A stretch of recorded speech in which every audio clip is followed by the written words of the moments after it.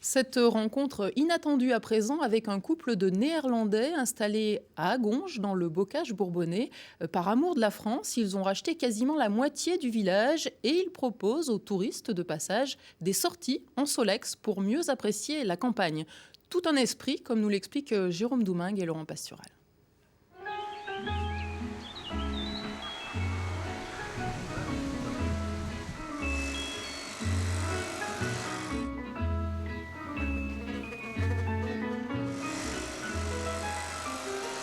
Le bourg, c'est formidable. Il n'y a pas de goudronné. Il y a quelqu'un qui ramasse toutes les feuilles toutes les semaines. Il met toutes les fleurs devant la mairie, l'école, l'église, l'auberge. Ils sont super sympas. C'est un hymne à l'amour d'une France de cartes postales. Un amour véhiculé par un symbole de l'après-guerre. Bon, il y a un casque pour tout le monde. Ça, c'est le plus joli. Et ce symbole repose sur deux roues. En Hollande, tout le monde aime le vélo. Et en France, c'est pas plat. Et je pense avec un Solex, c'est beaucoup plus facile parce que pour monter les côtes. Et le Solex, c'est typique français. Douce France, cher pays de mon enfance. Le Solex donc, porte-étendard de ce qu'il reste d'une douce France. D'une France à l'ancienne dans ce coin du Bocage bourbonnais. Très courtisé par les Néerlandais de passage.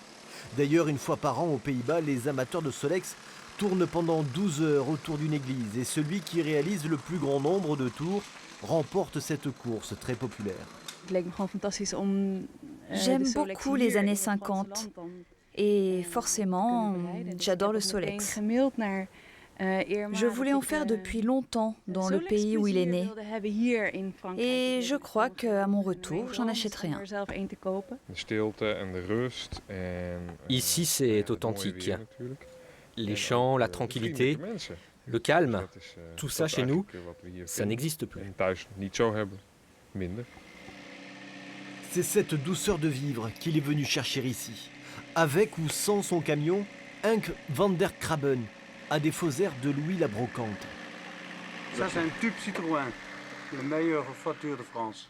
Rien à voir avec une Mercedes ou un Volkswagen. Ça, c'est vraiment top. D'ailleurs, son passe-temps favori, courir les vides greniers et faire du neuf avec du vieux.